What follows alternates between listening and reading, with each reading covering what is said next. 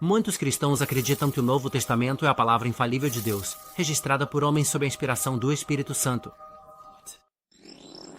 Neste vídeo, vamos colocar essa noção à prova, analisando seus relatos.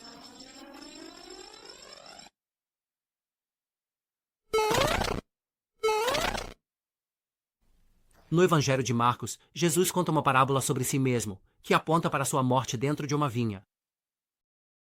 Então, eles o pegaram, o mataram e o jogaram para fora da vinha. A mesma parábola pode ser encontrada em Mateus e Lucas. No entanto, nas versões deles, Jesus é morto fora da vinha. Nessa parábola, a vinha simboliza a cidade de Jerusalém. Em outras palavras, Marcos faz Jesus morrer dentro de Jerusalém, enquanto Mateus e Lucas fazem Jesus morrer fora de Jerusalém. A Nova Bíblia Americana confirma que Lucas alterou sua fonte de Marcos e relata que o assassinato do filho acontece fora da vinha, para refletir a tradição da morte de Jesus fora das muralhas da cidade de Jerusalém. Agora, essa não é a única contradição que está presente. No relato a seguir, Lucas afirma que Jesus previu que era impossível para ele morrer fora de Jerusalém. De qualquer forma, eu preciso seguir em frente hoje, amanhã e no dia seguinte, pois com certeza nenhum profeta pode morrer fora de Jerusalém. Podemos ver que a parábola de Lucas não só contradiz Marcos sobre o local da morte de Jesus, mas Lucas também se contradiz ao afirmar que Jesus previu que ele não pode morrer fora de Jerusalém.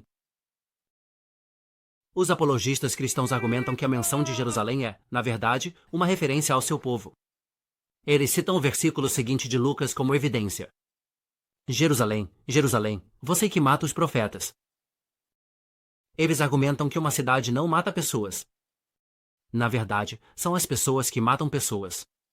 Portanto, quando Lucas mencionou Jerusalém, ele estava se referindo às autoridades religiosas em Jerusalém. Em outras palavras, os sacerdotes, escribas e rabinos, e não a cidade física em si. Então, o que Lucas quis dizer é que Jesus não pode morrer fora da autoridade dos líderes religiosos judeus. Foi exatamente isso que aconteceu. Ele foi condenado pelas autoridades religiosas de Jerusalém e morreu sob a ordem delas. Não importa que ele tenha morrido fora das muralhas de Jerusalém, já que Lucas não está se referindo à cidade física. Em resposta, essa explicação não resolve a contradição em questão. A verdade é que os três evangelhos estão citando a mesma parábola falada por Jesus. Então, independentemente de como alguém define a palavra Jerusalém, Marcos ainda diz que Jesus vai morrer dentro de Jerusalém, enquanto Mateus e Lucas dizem que é fora de Jerusalém. Se você quer definir Jerusalém como uma cidade, seu povo ou até mesmo um elefante cor-de-rosa, não faz diferença. A contradição permanece devido à discrepância entre dentro e fora.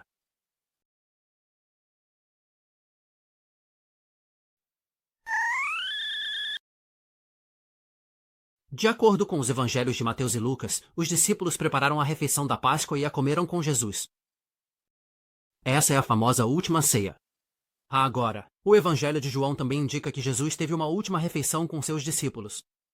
No entanto, ao contrário dos relatos de Mateus e Lucas, somos informados que a sua última refeição aconteceu antes da festa da Páscoa. Foi bem antes da festa da Páscoa. Jesus sabia que tinha chegado a hora de deixar este mundo.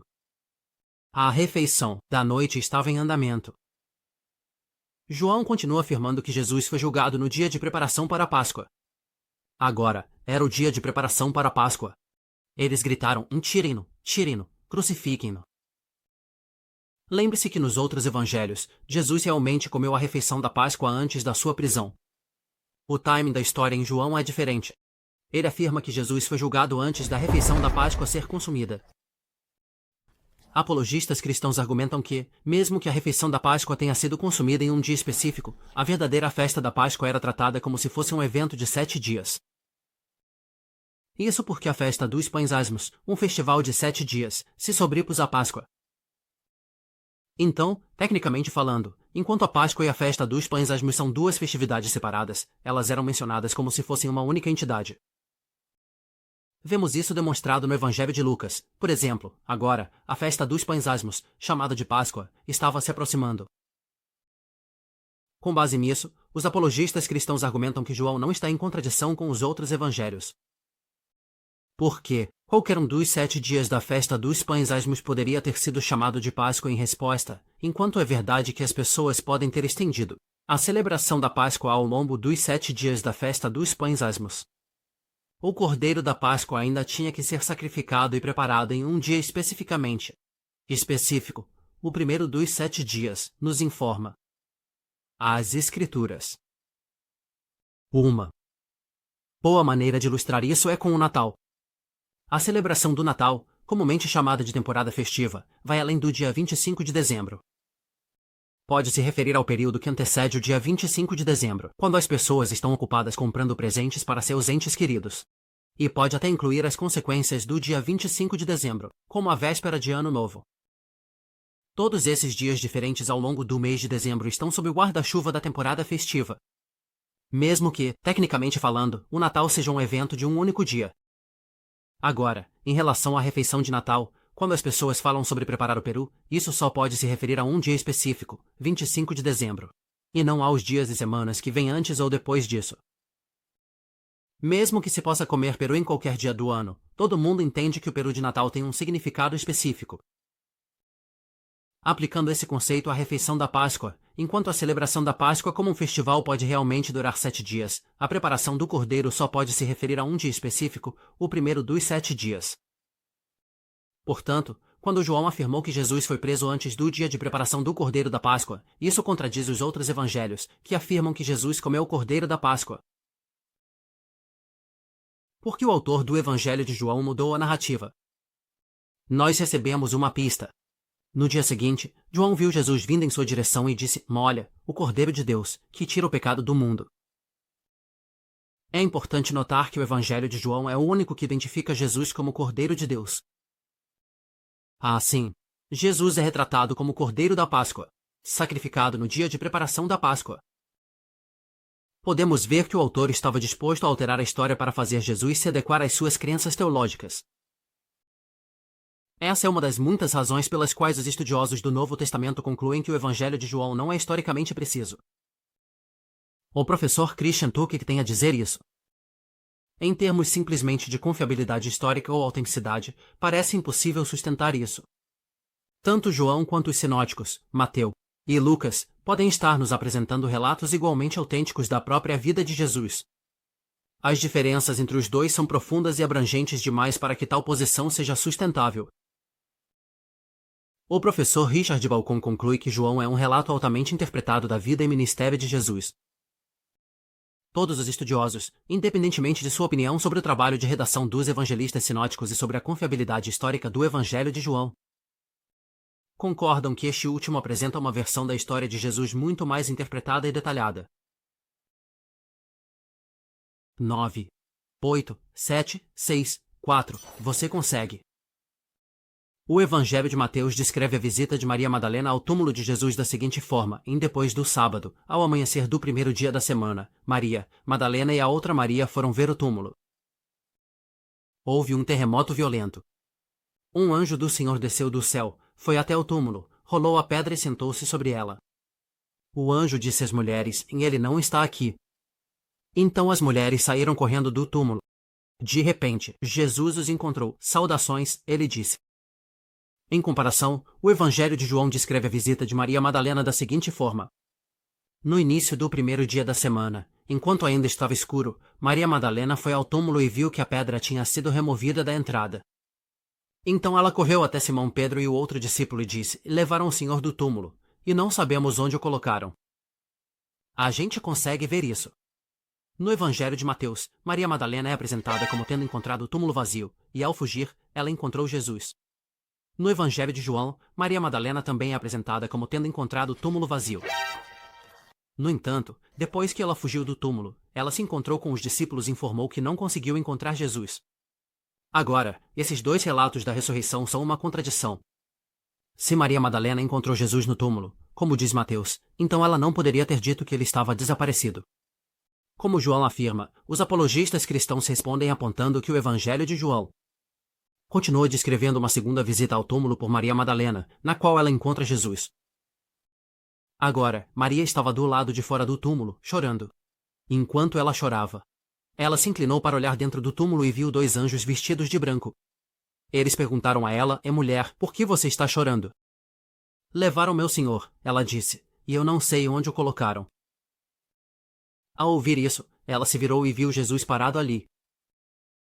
Os apologistas cristãos argumentam que, munidos dessa informação extra sobre a segunda visita de Maria Madalena ao túmulo, é possível harmonizar os relatos de Mateus e João usando a seguinte sequência de eventos. Primeiramente, um grupo de mulheres, que inclui Maria Madalena, vai ao túmulo para ungir o corpo morto de Jesus. Em segundo lugar, as mulheres encontraram o túmulo vazio. Em terceiro lugar, as mulheres então se dividiram em dois grupos, com Maria Madalena deixando as outras mulheres para trás no túmulo. Maria Madalena diz aos discípulos que Jesus está desaparecido. Quarto, as mulheres que ficaram para trás no túmulo encontraram Jesus. Quinto, Maria Madalena retorna ao túmulo em uma segunda visita. É durante essa visita que ela encontra Jesus. Agora, a sequência de eventos, embora criativa, é simplesmente impossível. Quando analisamos os relatos de Mateus e João com um pouco mais de detalhe. Primeiro, João menciona que a pedra foi removida da entrada do túmulo durante a primeira visita, e não na segunda visita. Isso coincide com o relato de Mateus, que afirma que a pedra foi removida quando Maria Madalena se aproximou do túmulo pela primeira vez. Então Mateus deve estar falando sobre a primeira visita de João, e não sobre a segunda visita de João. Em segundo lugar, Mateus introduz a história mencionando duas mulheres, Maria Madalena e a outra Maria. Depois disso, Mateus usa repetidamente a frase, as mulheres. Isso significa que Mateus pretendia que seus leitores entendessem que Maria Madalena encontrou Jesus quando ela chegou pela primeira vez ao túmulo. O que refuta completamente a afirmação do apologista cristão de que as mulheres se dividiram em dois grupos. Em conclusão, o problema não foi resolvido.